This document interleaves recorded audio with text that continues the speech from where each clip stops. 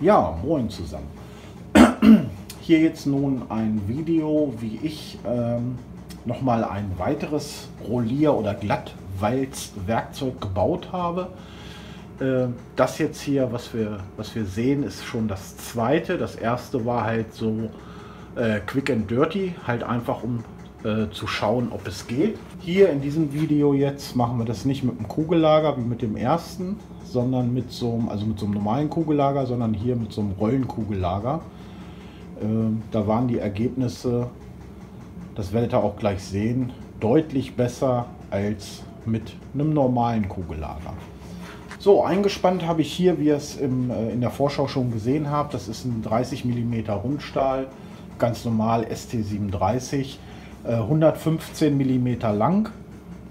Länge jetzt bezogen auf meine Schnellwechselhalter, dass die da gut reinpassen und im Prinzip, dass ich vorne den Kopf, also da wo diese Rollen oder dieses Rollenlager nachher drin sitzt, gut 25 mm lang ist.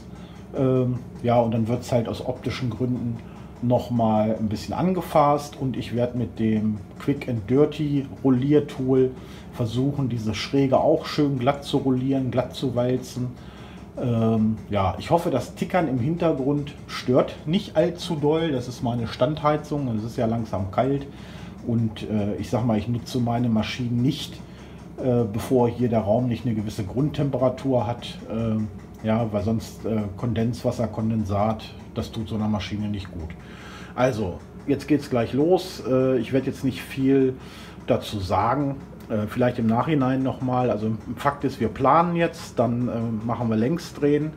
Dann drehen wir da vorne im Prinzip einen kleinen Kegel an, setzen die Bohrung 20 mm Durchmesser, ein bisschen geringer für dieses Rollenlager.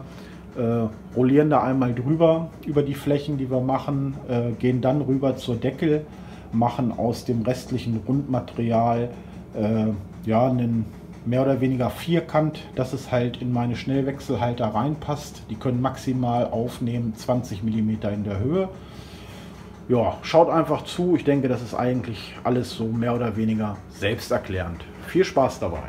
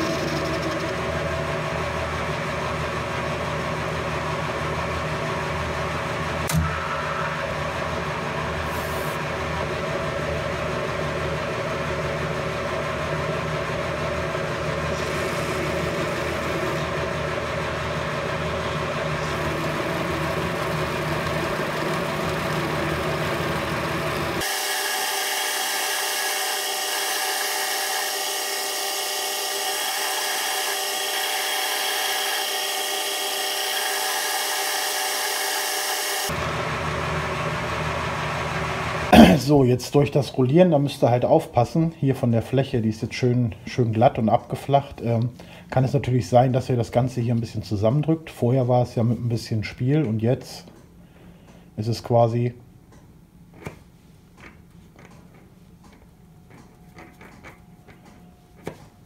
ja, also ein schöner Sitz, ne? Gut, das war jetzt im Prinzip der vordere Bereich, also im Prinzip innen drin ausgedreht, damit das Rollenlager reinpasst, hier vorne der Optik wegen und damit man auch ein bisschen näher dann an die Ecken kommt. Den Konus hier, 20 Grad habe ich den Oberschlitten eingestellt und dann sollte das so reichen. Ja, jetzt drehen wir das hier noch ab, dass wir auf ein Gesamtmaß von 25 in der Länge kommen und auf dem Durchmesser ja ein bisschen geringer, also dass wir hier auch eine schöne Fläche machen können. Und dann drehen wir das Ganze um, spannen es um und bearbeiten quasi die andere Seite. Da werde ich auf ja so wahrscheinlich 18 oder so runterdrehen, damit ich dann halt noch genug Fleisch habe, um oben und unten und an der Seite hier eine schöne Fläche anzufräsen.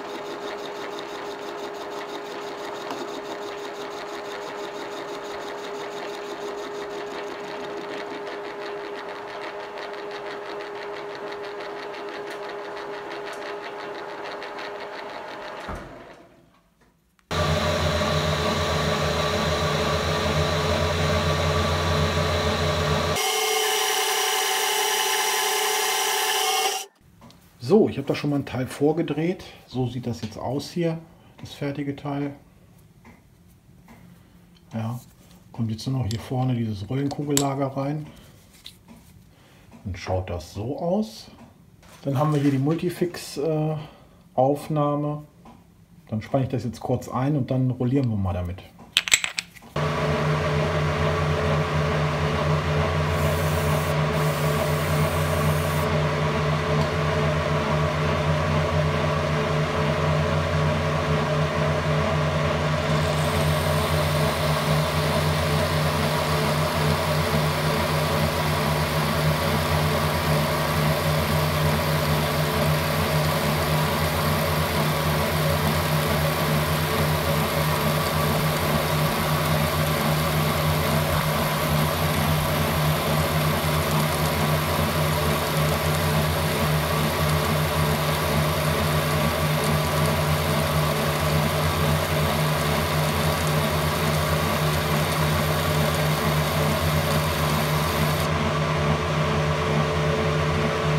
So, das war der erste Durchgang.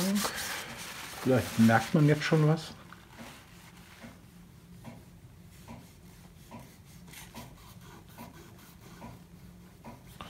So, machen wir noch mal einen zweiten.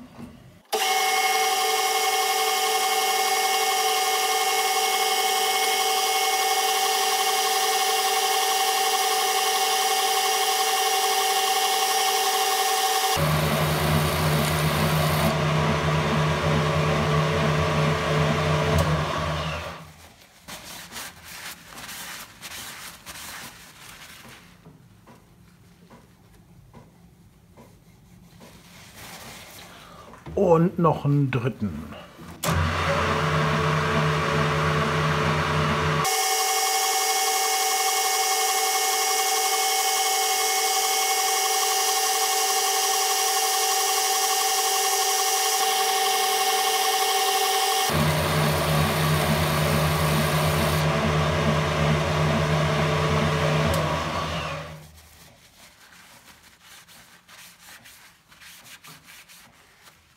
So, machen wir mal einen Test. Das ist hier einfach nur ein Stück ganz normales Papier.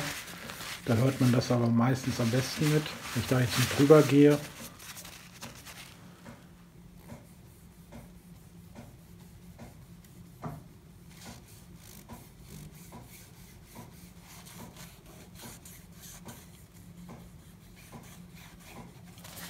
Ja. So, dann messen wir jetzt gleich nochmal den Unterschied vom Durchmesser. Also im Prinzip, wie stark wir die Oberfläche durch das Rollieren verdichtet haben. Dann wollen wir das Ganze mal messen. Einmal hier die Seite.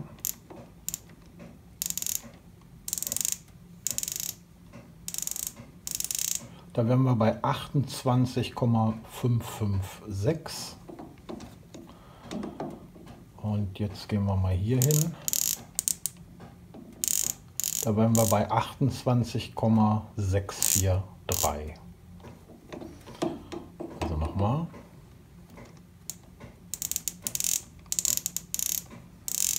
28,56. 28,64.